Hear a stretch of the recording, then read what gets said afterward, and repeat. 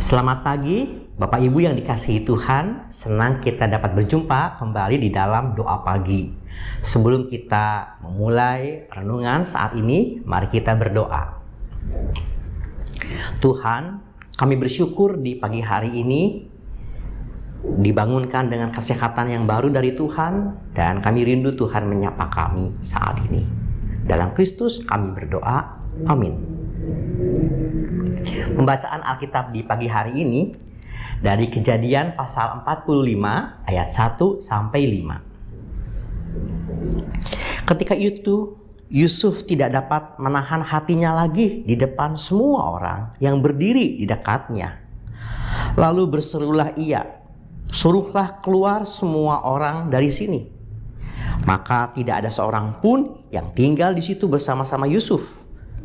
Ketika ia memperkenalkan dirinya kepada saudara-saudaranya. Setelah itu, menangislah ia keras-keras sehingga kedengaran kepada orang Mesir dan kepada seisi istana Firaun. Dan Yusuf berkata kepada saudara-saudaranya, "Akulah Yusuf, masih hidupkah Bapa?" Tetapi saudara-saudaranya tidak dapat menjawabnya, sebab mereka takut dan gemetar menghadapi dia. Lalu kata Yusuf kepada saudara-saudaranya itu, "Marilah dekat-dekat, marilah mendekat." Maka mendekatlah mereka. Katanya lagi, "Akulah Yusuf, saudaramu yang kau jual ke Mesir. Tetapi sekarang janganlah bersusah hati dan janganlah menyesali diri karena kamu menjual aku ke sini. Sebab untuk memelihara kehidupanlah Allah menyuruh aku mendahului kamu." Bapak Ibu yang dikasihi Tuhan, berbicara soal mengampuni adalah hal yang tidak mudah untuk dilakukan. Ketika kita diperlakukan tidak adil oleh orang lain, ketika kita disakiti oleh orang lain, berkali-kali terus atau mungkin bahkan sampai ini, atau bahkan orang yang berbuat menyakiti kita masih tidak mengakui akan perbuatannya, tidak menyadari perbuatannya itu sudah menyakiti kita, maka kita dapat sulit untuk mengampuni orang lain. Mengapa harus mengampuni orang lain? Pada kesempatan saat ini kita akan belajar dari kisah hidup Yusuf. Yusuf adalah orang dari 13 bersaudara. Tentu ada satu perempuan yang bernama Dina. Dan Yusuf di antara 12 saudara laki-laki itu, Yusuf kemudian orang yang begitu disayangi oleh ayahnya. Dan Yusuf yang begitu dikasihi itu membuat saudara-saudaranya menjadi iri. Dan saudara-saudaranya tentu memperlakukan Yusuf dengan tidak baik. Dari situlah kemudian awal Yusuf kemudian dimasukkan ke dalam sumur, dijual kepada orang lain. Pengalaman itu ada tentu pengalaman yang menyakitkan bagi Yusuf. Yusuf bukan hanya dijual, kemudian dia bekerja di rumah orang asing, kemudian dia difitnah, dia dipenjara, dia diabaikan orang. Maka di dalam kehidupan Yusuf banyak kepahitan yang terjadi. Tetapi ketika pada sebuah momen Yusuf sudah berhasil menjadi prime ministry, pengelola di Mesir, dan ketika kelaparan yang terjadi, saudara-saudaranya datang dan tanpa disadari mereka berjumpa dengan Yusuf. Pada saat itu sebenarnya sebuah kesempatan Yusuf bisa membalas dendam, Yusuf bisa kemudian berbuat jahat, Yusuf bisa marah begitu rupa. Tapi kemudian segala kepahitan dan ketika yang hadir dalam kehidupan Yusuf tidak hanya hal negatif, tapi juga ada banyak hal positif yang hadir dalam kehidupan Yusuf. Ketika Yusuf diberkati Tuhan, menjadi orang yang senantiasa mendapatkan hikmat, dan ada hal yang juga membuat Yusuf menjadi penguasa di Mesir.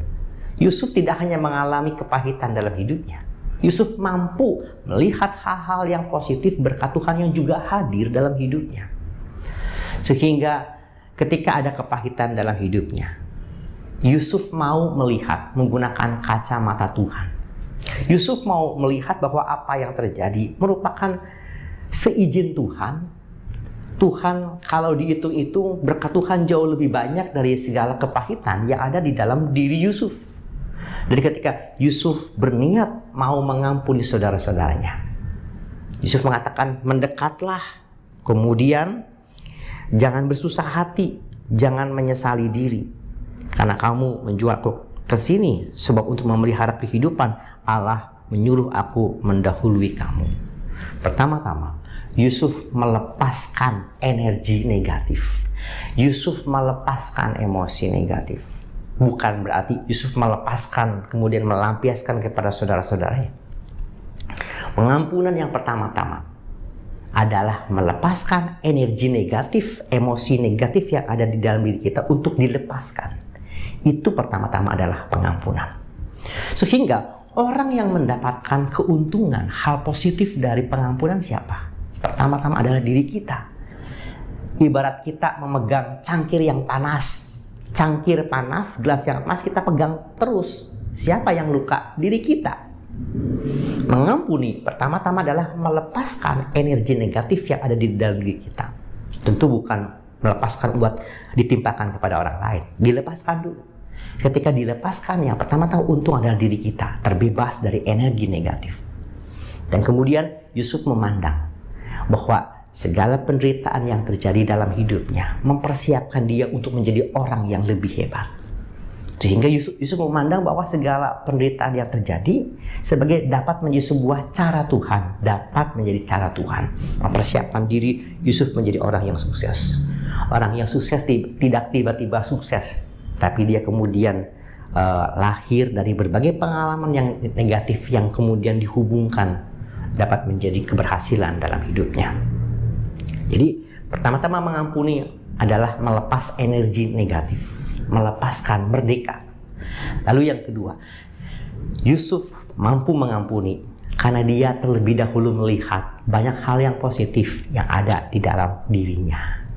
Sehingga kalau kita mengutip di dalam 1 Yohanes itu ya 1 Yohanes pasal 4 ya, kita mengasihi karena Tuhan yang telah terlebih dahulu mengasihi kita. Kita mengampuni karena kita terlebih dahulu merasakan segala kebaikan, pemeliharaan Tuhan, berkat dari Tuhan. Karena Yusuf merasakan bahwa dalam hidupnya tidak semuanya negatif, ada campur tangan Tuhan, ada kebaikan Tuhan, ada berkat Tuhan. Dari situlah Yusuf mau berbagi. Yusuf mau mengampuni karena dia terlebih dahulu mendapatkan segala kebaikan dari Tuhan. Bagaimana dengan kita? Kita seringkali sulit untuk mengampuni. Kita pegang terus energi negatif yang begitu diri kita juga. Yang kedua, kita sulit untuk mengampuni orang lain karena kita seringkali melihat di dalam kehidupan kita tidak ada hal yang positif yang Tuhan berikan kepada kita.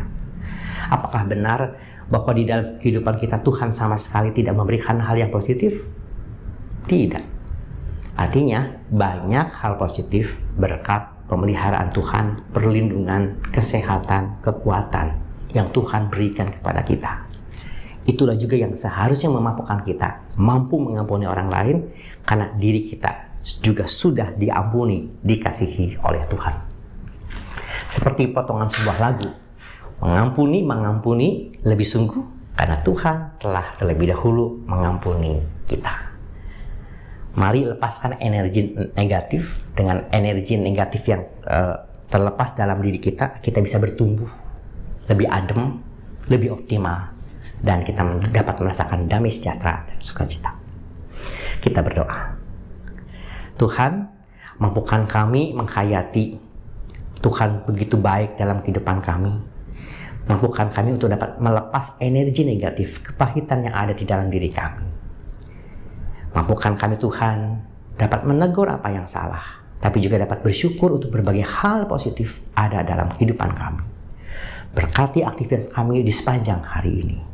Berkati kami menjadi pribadi yang damai sejahtera, merdeka, dan kemudian kami merasakan sukacita dari Tuhan dan pemeliharaan Tuhan dalam kehidupan kami. Mampukan kami Tuhan berdamai dengan orang yang sudah membuat kami tidak menyenangkan. Di dalam Kristus kami berdoa. Amin. Sampai jumpa kembali dalam doa pagi selanjutnya. Bagi Bapak Ibu yang memiliki pergumulan khusus dan ingin didoakan, bisa menghubungi rekan-rekan pendeta di nomor berikut.